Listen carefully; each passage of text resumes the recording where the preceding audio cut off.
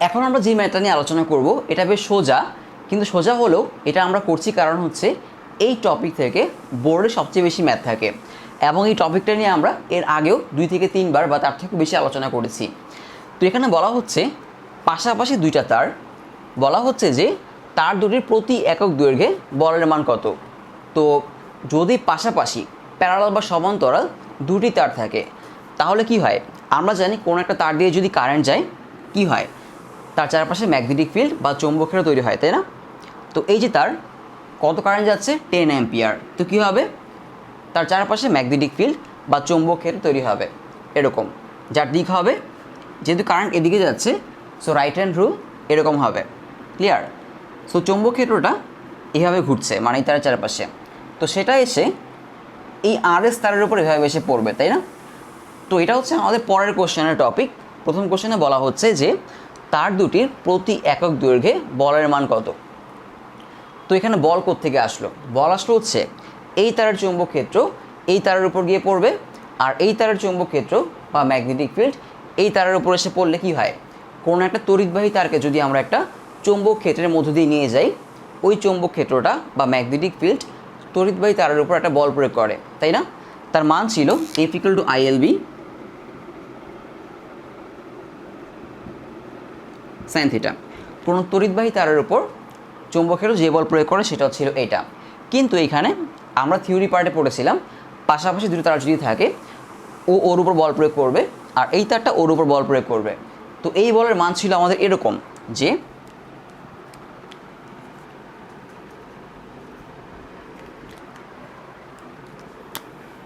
F=μ0I1I2d/2πr।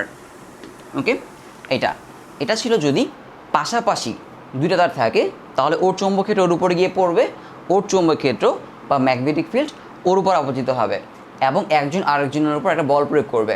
সেটা হচ্ছে F=μ0I1I2d/2πr। কেন বল প্রয়োগ হবে? কারণ ওই যে এটা হচ্ছে একটা তড়িৎবাহী তার এবং তার উপর এই তারের চৌম্বক ক্ষেত্র এসে পড়বে আর ওর চৌম্বক ক্ষেত্র ওর উপর এসে পড়বে। তো আমরা সব কিছু জানি, এখানে I1 I2 জানি 10 অ্যাম্পিয়ার 5 অ্যাম্পিয়ার, ডিস্টেন্স কত এখানে 6 সেন্টিমিটার বা আমি লিখতে পারি 0.06 মিটার, তাই না? তো আমরা এখানে সব বসাই তাহলে আমরা F পেয়ে যাব। তো μ0 কত 4π10⁻⁻7, I হচ্ছে কত একটা 10 আর একটা কত 5, ডিভাইড হচ্ছে আমাদের কত 2 × 3.1416 × r হচ্ছে আমার 0.06। তো আমরা যদি ক্যালকুলেট করি কত আসবে, এটা চলে আসবে 1.67 × 10⁻⁻4 এত নিউটন। ক্লিয়ার? তো এটা হচ্ছে আমার এই যে আমার PQ এবং RS তার এদের প্রতি একক দৈর্ঘ্যে, প্রতি একক মানে পার ইউনিট লেন্থে এতটুকু ফোর্স কাজ করবে। আচ্ছা, এবার সেকেন্ড ম্যাথটায় আসি। চিত্র 1 এবং চিত্র 2-এ বলের দিক একই হবে কি? তো আমাদের যেটা বের করতে হবে এই যে এই তারটার উপর যে বল প্রয়োগ হচ্ছে তার ফোর্সের ডিরেকশন এবং এই তারের উপর যে বল প্রয়োগ হচ্ছে তার ফোর্সের ডিরেকশন। তো আমরা কিন্তু একটু আগে বললাম যদি একটা তড়িৎবাহী তারকে আমরা একটা চৌম্বক ক্ষেত্রের মধ্য দিয়ে নিয়ে যাই, সাপোজ এটা হচ্ছে আমার একটা তড়িৎবাহী তার যার মধ্য দিয়ে ধরো I পরিমাণ কারেন্ট যাচ্ছে আর চৌম্বক ক্ষেত্র হচ্ছে এই দিকে, এই ক্রস সাইনের মানে তোমরা নিশ্চয়ই অলরেডি জানো যে ক্রস সাইন মানে হচ্ছে চৌম্বক ক্ষেত্র বা ম্যাগনেটিক ফিল্ড এই বোর্ডের ভিতরের দিকে মানে এই দিকে, আর ডট সাইন মানে এরকম ডট সাইন মানে হচ্ছে বোর্ডের বাইরের দিকে মানে হচ্ছে তোমাদের দিকে। ক্লিয়ার? তো এই যে আমার তড়িৎবাহী তার এটার মধ্যে দিয়ে কারেন্ট বা I যাচ্ছে কোন দিকে, এই দিকে, আর চৌম্বক ক্ষেত্র কোন দিকে, এই দিকে। তাহলে এই যে আমার চৌম্বক ক্ষেত্র বা হচ্ছে ম্যাগনেটিক ফিল্ড, এই চৌম্বক ক্ষেত্র বা ম্যাগনেটিক ফিল্ড এই তারের উপর কী করবে, এই তারের উপর একটা ফোর্স অ্যাপ্লাই করবে, যেই ফোর্স ছিল আমার F=ILB sin θ। এবং এই ফোর্সের ডিরেকশন বা এই ফোর্সের ডিরেকশন বা দিক আমরা কীভাবে বের করতাম, ফ্লেমিংয়ের লেফট হ্যান্ড রুল। আমরা এর আগেও এটা অনেকবার আলোচনা করেছি। ফ্লেমিংয়ের লেফট হ্যান্ড রুল মানে হচ্ছে এইটা, এখানে এই যে আঙ্গুলটা এটা হচ্ছে আমার চৌম্বক ক্ষেত্র বা ম্যাগনেটিক ফিল্ডের ডিরেকশন, এই অ্যাঙ্গুলটা হচ্ছে আমার তড়িৎ প্রবাহ বা কারেন্ট ফ্লো। তো এখানে আমার চৌম্বক ক্ষেত্র কোন দিকে, বোর্ডের ভেতরের দিকে, সো এই আঙ্গুলটাকে আমি দিব হচ্ছে বোর্ডের ভেতরের দিকে। আর কারেন্ট ফ্লো কোন দিকে? এই দিকে। তো এই অ্যাঙ্গুলটাকে আমি দিব কারেন্ট ফ্লো বা তড়িৎ প্রবাহ যেদিকে সেদিকে। তাহলে বাকি অ্যাঙ্গুলটা মানে এইটা হচ্ছে আমার ফোর্সের ডিরেকশন। তার মানে এই তারটা উপরের দিকে একটা ফোর্স পাবে এইদিকে। তো এখানে ফোর্স কোত্থেকে আসবে? মনে রাখবা আমরা ফ্লেমিংয়ের লেফট হ্যান্ড রুল কখন ইউজ করি? যখন ম্যাগনেটিক ফিল্ড থাকে, মানে চৌম্বক ক্ষেত্র থাকে, যখন কারেন্ট ফ্লো বা তড়িৎ প্রবাহ থাকে, তখন চৌম্বক ক্ষেত্র এই তারের উপর একটা ফোর্স অ্যাপ্লাই করে। সেই ফোর্সের ডিরেকশন বের করার জন্য আমরা এই লটা ইউজ করি। আর কোনো একটা তার দিয়ে যখন কারেন্ট যায়, ওই তারের চারপাশে কী তৈরি হয়? একটা ম্যাগনেটিক ফিল্ড বা চৌম্বক ক্ষেত্র। সেই ম্যাগনেটিক ফিল্ড বা চৌম্বক ক্ষেত্রের ডিরেকশন বের করার জন্য আমরা রাইট হ্যান্ড রুল ইউজ করি, মানে এইটা। ক্লিয়ার? আচ্ছা, তো এখানে যেটা হচ্ছে, এই যে আমার পিকিউ তার, এই পিকিউ তারের একটা চৌম্বক ক্ষেত্র বা ম্যাগনেটিক ফিল্ড তৈরি হচ্ছে। কীরকম? যেটা আমি একটু আগে বলেছিলাম যে এই যে যদি আমার পিকিউ তার হয়, তাহলে তার চারপাশে একটা ম্যাগনেটিক ফিল্ড বা চৌম্বক ক্ষেত্র তৈরি হচ্ছে। সেটা কীরকম? যেহেতু কারেন্ট ওই দিকে, রাইট হ্যান্ড, এই অ্যাঙ্গুলটা দিব হচ্ছে আমি যেদিকে কারেন্ট যাচ্ছে সেদিকে, এদিকে। তাহলে বাকি চারটা আঙ্গুল হচ্ছে আমার চৌম্বক ক্ষেত্র বা হচ্ছে ম্যাগনেটিক ফিল্ডের ডিরেকশন, এরকম আর কি। তো চিন্তা করো, এখানে যেমন পিকিউ তার চারপাশে ম্যাগনেটিক ফিল্ড কীরকম যাচ্ছে? এরকম না? মানে এইভাবে ঘুরছে আর কি, এইভাবে। এখন এই যে ম্যাগনেটিক ফিল্ড, সেটা আমার আরএস তারের উপর কীভাবে এসে পড়বে?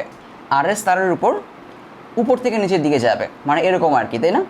এর পাশে যদি আরএস তার থাকে, সাপোজ ধরো এই দুইটা, ক্লিয়ার? এই দুইটা। এখন ধরো এই যে আমার রেড মার্কার, এটা হচ্ছে আমার পিকিউ তার ম্যাগনেটিক ফিল্ড বা চৌম্বক ক্ষেত্র কীরকম? এইরকম, তাই না? কারণ কারেন্ট কোন দিকে যাচ্ছে? উপর দিকে যাচ্ছে, এরকম। তাহলে এই যে আমার তার চৌম্বক ক্ষেত্র বা ম্যাগনেটিক ফিল্ড, সেটা কিন্তু আমার পাশে যে আরএস তার উপরে সে এইভাবে পড়বে, তাই না? এই যে খেয়াল করে দেখো, এইভাবে আসছে, মানে উপর থেকে ভিতরের দিকে। ক্লিয়ার? সো উপর থেকে যদি ভিতরের দিকে হয়, মানে বোর্ডের ভিতরের দিকে যদি হয়, মানে এরকম। ক্লিয়ার? তো কীরকম হবে সাইনটা? ম্যাগনেটিক ফিল্ড হবে এরকম, মানে ম্যাগনেটিক ফিল্ড হচ্ছে ভেতরের দিকে। তো এই যে আমার তার, এই তারের ম্যাগনেটিক ফিল্ড ওর উপর গিয়ে আপতিত হচ্ছে। ফলে এই যে ম্যাগনেটিক ফিল্ড, এই ম্যাগনেটিক ফিল্ড এই তারের উপর একটা কী করবে? ফোর্স অ্যাপ্লাই করবে, F=ILB sin θ। সেই ফোর্সের ডিরেকশন কোন দিকে হবে? আমরা বের করবো এখন কোনটা দিয়ে? ফ্লেমিংয়ের লেফট হ্যান্ড রুল। কারণ এখানে এখন একটা ম্যাগনেটিক ফিল্ড আছে যেটা ভিতরের দিকে, আর কারেন্ট ফ্লো আছে যেটা কোন দিকে? উপরের দিকে। এই অ্যাঙ্গুলটা দিব আমি বোর্ডের ভিতরের দিকে, কারেন্ট ফ্লো হচ্ছে কোন দিকে? উপরের দিকে। তাহলে এই অ্যাঙ্গুলটা হচ্ছে আমার ফোর্স। ক্লিয়ার? সো আমাদের এই যে আরএস তারটা, সেই তারটা এদিকে ফোর্স পাবে এফ। তার মানে এই যে ফোর্স, এই ফোর্সের ডিরেকশন এই আরএস তারে হবে কোন দিকে? এই দিকে। ক্লিয়ার? আচ্ছা, তো এবার হচ্ছে আমরা এই যে আমার পিকিউ তার জন্য বের করব ফোর্সের ডিরেকশন। তো পিকিউ তারের উপর একটা চৌম্বক ক্ষেত্র বা একটা ম্যাগনেটিক ফিল্ড লাগবে। সেই ম্যাগনেটিক ফিল্ডটা কোত্থেকে আসবে? আসবে হচ্ছে এই আরএস তার থেকে, কারণ তার মধ্য দিয়ে 5 অ্যাম্পিয়ার কারেন্ট যাচ্ছে। ক্লিয়ার? তো এই যে আমার আরএস তার, এটা আমার আরএস তার, আর এটা হচ্ছে আমার পিকিউ তার। তো আরএস তার দিয়ে কারেন্ট কোন দিকে যাচ্ছে? উপর দিকে যাচ্ছে। তাহলে আমি এদিকে নিলাম। ক্লিয়ার? তাহলে বাকি চারটা আঙ্গুল হচ্ছে আমার চৌম্বক ক্ষেত্র বা ম্যাগনেটিক ফিল্ডের ডিরেকশন, এরকম। তো খেয়াল করে দেখো, এই যে আমার আরএস তারের চৌম্বক ক্ষেত্র বা ম্যাগনেটিক ফিল্ড, সেটা পিকিউ তারের উপর কীভাবে এসে পড়ছে? এরকম না? মানে হচ্ছে ভিতর থেকে বাইরের দিকে, মানে এইভাবে এসে পড়ছে, তাই না? ভিতর থেকে বাইরের দিকে। সো কীরকম হবে এখানে ম্যাগনেটিক ফিল্ড বা চৌম্বক ক্ষেত্র ডিরেকশন? এরকম, তাই না? মানে বাইরের দিকে। সো এখন যেহেতু এখানে একটা ম্যাগনেটিক ফিল্ড আছে, যেটা আরএস তারের ম্যাগনেটিক ফিল্ড, যেটা পিকিউ তারের উপর এসে পড়লো, সেটা কোন দিকে? তোমাদের দিকে, মানে বাইরের দিকে। ক্লিয়ার? এখন আমরা ইউজ করবো হচ্ছে লেফট হ্যান্ড রুল। ক্লিয়ার? মানে ম্যাগনেটিক ফিল্ড ডিরেকশন বের করার জন্য আমরা ইউজ করলাম হচ্ছে রাইট হ্যান্ড রুল। এখন আমরা ফোর্সের ডিরেকশন বের করব, তার জন্য হচ্ছে ফ্লেমিংয়ের লেফট হ্যান্ড রুল। তো ম্যাগনেটিক ফিল্ড কোন দিকে? এখানে বাইরের দিকে। আর তড়িৎ প্রবাহ বা কারেন্ট ফ্লো কোন দিকে? উপরের দিকে। ক্লিয়ার? মানে এই যে এরকম ম্যাগনেটিক ফিল্ড হচ্ছে তোমাদের দিকে, মানে এরকম, আর তড়িৎ প্রবাহ সেটা উপরের দিকে। ক্লিয়ার? তাহলে বাকি যে আঙ্গুলটা সেটা হচ্ছে ফোর্স, তাহলে সেটা কোন দিকে? এদিকে। তো এই তারটা আমাদের এদিকে ফোর্স পাবে। ক্লিয়ার?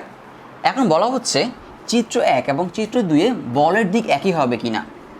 চিত্র 1 এবং চিত্র 2 বলের দিক একই হবে কিনা সেটা বের করতে বলা হচ্ছে। চেঞ্জটা কি, এখানে 5 এম্পিয়ার হচ্ছে, এখানে ছিল ওই উপরের দিকে, এখানে হচ্ছে কোন দিকে, নিচের দিকে। ক্লিয়ার? সো আগের মতোই চৌম্বক ক্ষেত্র খেয়াল করে দেখো, এই যে 10 অ্যাম্পিয়ার, এই 10 অ্যাম্পিয়ারের চৌম্বক ক্ষেত্র 10 অ্যাম্পিয়ার তো চেঞ্জ হয় নাই, সে কোন দিকে, উপরের দিকেই। তো তার চৌম্বক ক্ষেত্র ওর উপরে গিয়ে আগের মতোই পড়বে, মানে এরকম হবে আর কি, ক্রস সাইন। ক্লিয়ার? তো এই যে আমার ম্যাগনেটিক ফিল্ড বা চৌম্বক ক্ষেত্র, এটা হচ্ছে আমার পিকিউ তারার চৌম্বক ক্ষেত্র ওর উপরে গিয়ে পড়লো সেমভাবে এখানে যেরকম ছিল আর কি। ক্লিয়ার? তো তার জন্য এখন ফোর্স বের করব, সেটা কোন দিকে হবে, লেফট হ্যান্ড রুল, এটাকে নিব আমরা কোন দিকে, নিচের দিকে, তাই না? আগে আসি চৌম্বক ক্ষেত্র কোন দিকে, চৌম্বক ক্ষেত্র হচ্ছে বোর্ডের ভিতরের দিকে, মানে এই দিকে, তাই না? আচ্ছা, তড়িৎ প্রবাহ বা কারেন্ট ফ্লো কোন দিকে, নিচের দিকে। সো এই অ্যাঙ্গুলটাকে আমি দিব হচ্ছে নিচের দিকে, চৌম্বক ক্ষেত্র ভিতরের দিকে, তড়িৎ প্রবাহ বা কারেন্ট ফ্লো হচ্ছে নিচের দিকে। ক্লিয়ার? সো ফোর্স হচ্ছে আমার এই যে এই দিকে, সো এই তারটা হচ্ছে এই দিকে ফোর্স পাবে। ক্লিয়ার? এবার আসি আমরা পিকিউ তারের জন্য ফোর্স। এবার চিন্তা করো পিকিউ তারের উপর কি ছিল, আগে ম্যাগনেটিক ফিল্ড ছিল কীরকম, এরকম না, মানে হচ্ছে বোর্ডের ভেতর থেকে বাইরের দিকে, মানে তোমাদের দিকে। এখন কি সেটা হবে না, কারণ হচ্ছে এই যে ম্যাগনেটিক ফিল্ড যেটা পিকিউ তারের উপর ছিল, সেটা কোত্থেকে আসছিল, আরএস তার থেকে। কিন্তু আরএস তারের তড়িৎ প্রবাহ কি চেঞ্জ হয়ে গেছে না, আগে ছিল উপরের দিকে, তাই না? আরএস তারের প্রবাহ আগে ছিল উপরের দিকে, তো তার জন্য ম্যাগনেটিক ফিল্ড ছিল এরকম, যেটা পিকিউ তারের উপর এভাবে আসতো, মানে বোর্ডের ভেতর থেকে বাইরের দিকে। ক্লিয়ার? এখন তার প্রবাহ কি চেঞ্জ হয়ে গেছে, মানে নিচের দিকে হয়ে গেছে। এখন কি হবে, এরকম হবে। সো দেখো এখন আমার আরএস তারের জন্য পিকিউ তারের উপর চৌম্বক ক্ষেত্রের দিক হচ্ছে এরকম, মানে কি হবে, বোর্ডের ভেতরের দিকে এইভাবে আসবে, তাই না? সো এখানে হবে একটা ক্রস সাইন। তো এই পিকিউ তারেরও কী হবে, এফটা চেঞ্জ হয়ে যাবে, সেটা আগে ছিল এই দিকে, এখন হয়ে যাবে এই দিকে। তোমরা এটা নিজেরা চেষ্টা করে বের করে নিও। ক্লিয়ার? সো বোঝা গেল? তো এখানে কিন্তু কোনো ম্যাথ নাই, আমাদের এই যে 4 নম্বর কোশ্চেনটা, এখানে জাস্ট ডিরেকশন দেখাতে হয়, এবং এই টাইপের কোশ্চেন এই চ্যাপ্টার সবচেয়ে বেশি আসে। মানে এই যে আমার রাইট হ্যান্ড রুল, যেটা দিয়ে আমরা কী বের করি, কোনো একটা তারের চারপাশে ম্যাগনেটিক ফিল্ড বা চৌম্বক ক্ষেত্র বের করি। আরেকটা হচ্ছে আমাদের লেফট হ্যান্ড রুল, যেটা দিয়ে আমরা ফোর্স বের করি যখন আমরা ম্যাগনেটিক ফিল্ড আর তড়িৎ প্রবাহের ডিরেকশন জানি। ক্লিয়ার? সো এই দুইটার ডিরেকশন বের করাটা খুব ভালো মতো জানতে হবে। আর এই যে আমার ডিরেকশন বের করা মানে ফ্লেমিংয়ের লেফট হ্যান্ড রুল, সেটা নিয়ে আমার একটা আলাদা ছোটো একটা ক্লাস আছে, যেটা লিঙ্ক তোমার ডিসক্রিপশন বক্সে দেওয়া আছে, চাইলে দেখে নিতে পারো। ওকে, তো আশা করি ম্যাথটা বোঝা গেল। তো এর সাথে সাথে হচ্ছে আমরা এই চ্যাপ্টারের মানে হচ্ছে চ্যাপ্টার 4 তড়িৎ প্রবাহের চৌম্বক ক্রিয়া ও চৌম্বকত্ব বা হচ্ছে magnetic effects of electric current and magnetism, এই চ্যাপ্টারের ম্যাথ পার্ট শেষ করছি।